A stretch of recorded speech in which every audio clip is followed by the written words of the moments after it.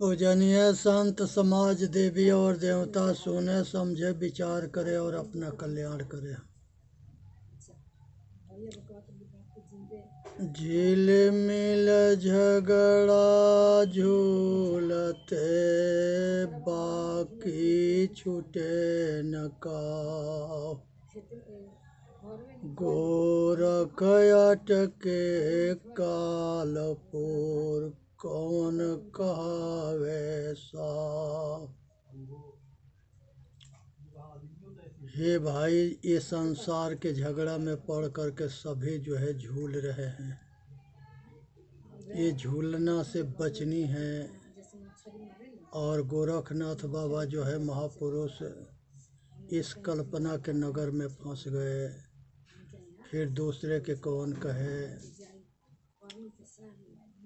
गोरख रसिया योग के मुँहे न जारी दे।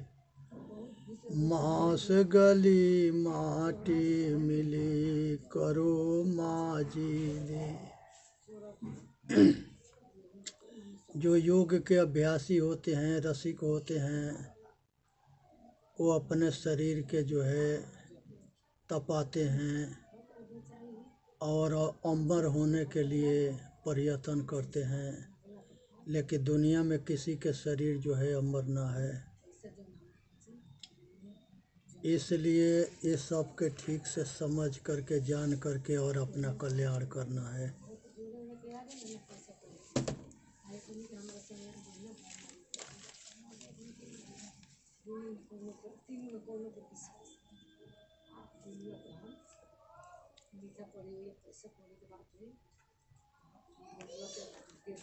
यहाँ पर सुनना है, समझना है, विचार करना है, अपना कल्याण करना है।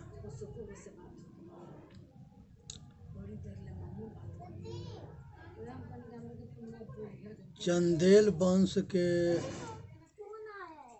जो राजा थे परमाल, उन्हीं का बनवाया हुआ तेजो महल है। उसी को शाहजहां ने जो है ताजमहल बनवाया था। आज भी उसके नीचे 21 कमरा है।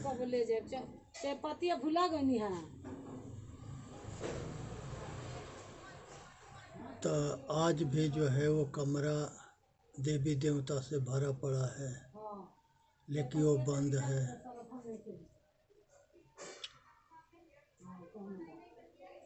तो इसलिए जो है तेजो महल जो है ये राजा परमाल के बनाया हुआ महल था। जिस परमाल के लड़का ब्रह्मजीत थे और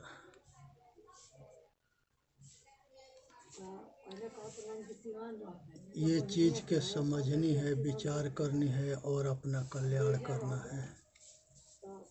इसी में जो है मानव जाति के कल्याण है।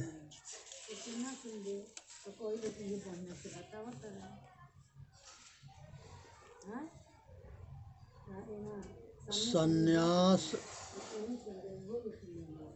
वानप्रस्थ, ब्रह्मचर्य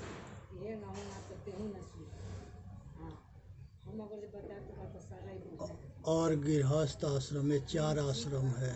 संन्यास, गृहस्थ, वानप्रस्थ और ब्रह्मचर्य। संन्यास 25 वर्ष के अवस्था तक ले होता है।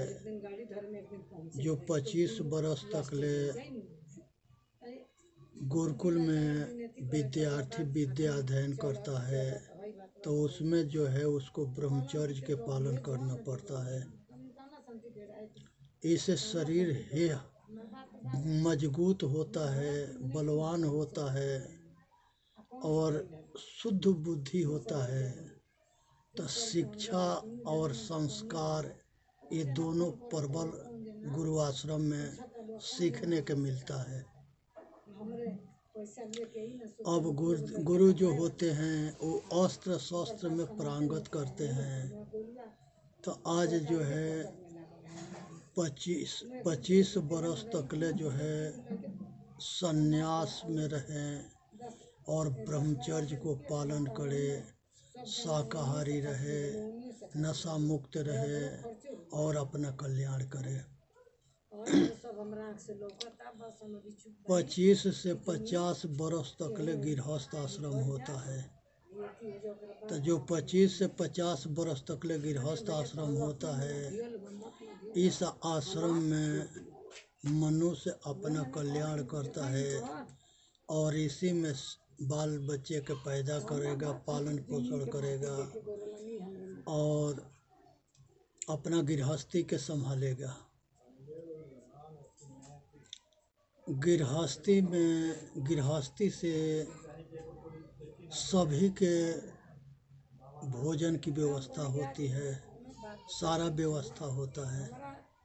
इसलिए गृहस्थ आश्रम अपने जगह पर सक्षम है सबके रक्षा करने में। तीसरे नंबर पर 50 से लेकर के 75 तक ये वानप्रस्थ आश्रम होता है। राजा महाराजा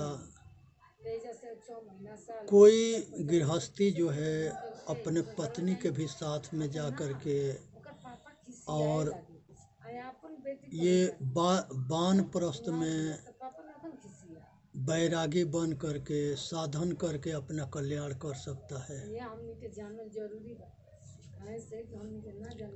चौथा नंबर जो है ब्रह्मचर्य है।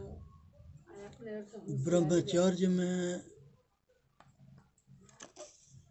खानी जाल, बानी जाल, ये दोनों जाल के त्याग करना पड़ता है।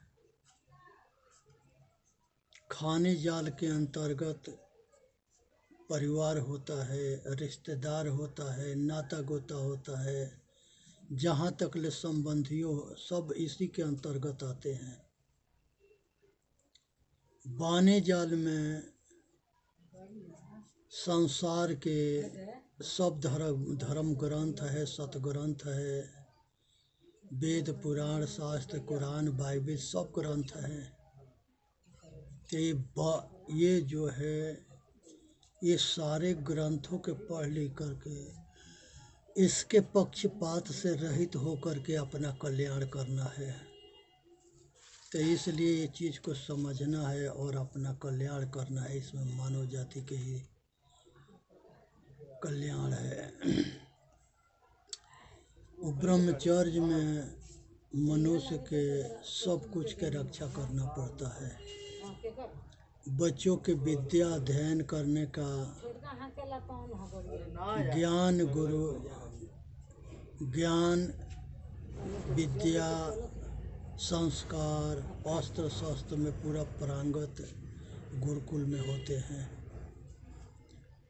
और सब ग्रंथों के अध्ययन करना, स्वाध्याय करना, सुनना, गुनना, रहनी गहनी सहनी होना। तीसरे नंबर पर नर और नारी ये दोनों जो है गृहस्थ आश्रम और गृहस्थ धर्म को पालन करना। ये सभी व्यवस्था गृहस्थ आश्रम में होता है। व्यवहार के 4 भाग में बांटा गया है। मैत्री के मतलब होता है कि सात्विक विचारधारा के जो मनुष्य हैं उनसे संगत करना, जो अपने कल्याण कर रहे हैं। तो उसमें अच्छे के संगत से मनुष्य अच्छा बनता है और अपना कल्याण करता है। अगर गलत के संगत करेगा तो अच्छा भी गलत हो जाता है। कृष्ण भगवान गीता में कहते हैं कि हे अर्जुन, संगत से गुण होत है कि संगत से गुण जास, बांस फांस की मिश्री एक ही भाव बेचाए। संसार के अंदर संहत के प्रभाव से मनुष्य के कल्याण भी होता है, पतन भी होता है। अज्ञानी यमराज के दरवाजा पर पहुंच करके भी अपना हित या हित को नहीं जानता। इसलिए जो है मैत्री जो है सात्विक सतबुद्धि वाले मनुष्य से करना चाहिए, जो अपना कल्याण कर ले और उसके छाप या अच्छा पड़े।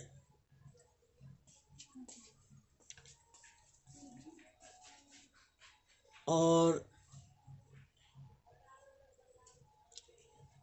ये संसार के अंदर जो है दूसरे नंबर पर करुणा है। करुणा उसे कहते हैं जो किसी के विकास देख करके उसके सहयोग करना, खुश रहना, किसी की तरक्की देख करके प्रसन्न रहना, उसके सहायक बनना। तो ये जो है मुदिता है, करुणा है कि दीन दुखी गरीब मजबूर के सहायता करना, सेवा करना, रक्षा करना, कल्याण करना।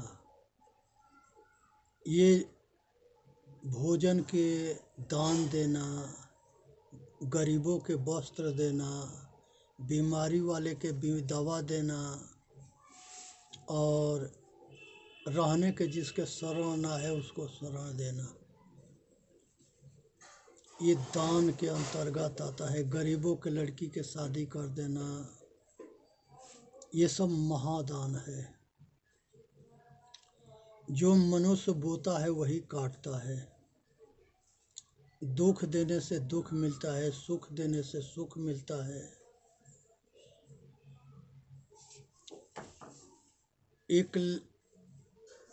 एक परिवार था और वो परिवार में जो है जो बूढ़े और बुढ़िया थे, तो वो दोनों के जो है मिट्टी के बर्तन में वो खाना देती थी बहू। वो सारे बर्तन के एक नाती जो था वो इकट्ठा करता था। उसके बाप पूछा कि ये किस लिए इकट्ठा करते हो? कहे कि इसलिए इकट्ठा करते हैं कि आप जो है बाबा के या के मिट्टी के बर्तन में खाना देते हो और बासी खाना देते हो, जूठ काठ खाना देते हो, तो यही काम हम भी तो आप लोग के साथ करेंगे। अब वो जा कर के अपने पत्नी से कहा कि इस तरह से जो है लड़का कह रहा है, ये सारा इकट्ठा किया है कि तुम दोनों जब बूढ़े होगे तो यही काम हम तुम्हारे लोग के साथ करेंगे। अब इसी पर वो सब सावधान हो गए और वो बूढ़ा बूढ़ी के अच्छे से सेवा करने लगे और अच्छे खाना देने लगे, अच्छे बर्तन में देने लगे। सब दिन दशा बदल गया। तो आदमी के जब नीयत सही रहता है वह सुखी रहता है, नीयत खराब होता है तो वो दुखी होता है। मनुष्य अपने कर्म से इंसान बनता है, तो जब इंसान बनता है तो सुखी रहता है, जब शैतान बनता है तब दुखी रहता है। तो इसलिए जो है हमेशा जो है अच्छे काम करना है और अपना कल्याण करना है। पुण्य कर्म के कमाई से दूसरे जन्म में अच्छे परिवार मिलता है, संपन्न परिवार मिलता है, अच्छे माता पिता मिलते हैं, अच्छे परिवार मिलता है और वही स्वर्गीय सुख है। ये संसार में यहीं पर सब कुछ है। सुख के नाम स्वर्ग है और दुख के नाम नरक है। सब यहीं पर है। पुण्य कर्म से आदमी स्वर्गीय सुख पाता है, पाप कर्म से नरकीय दुख पाता है।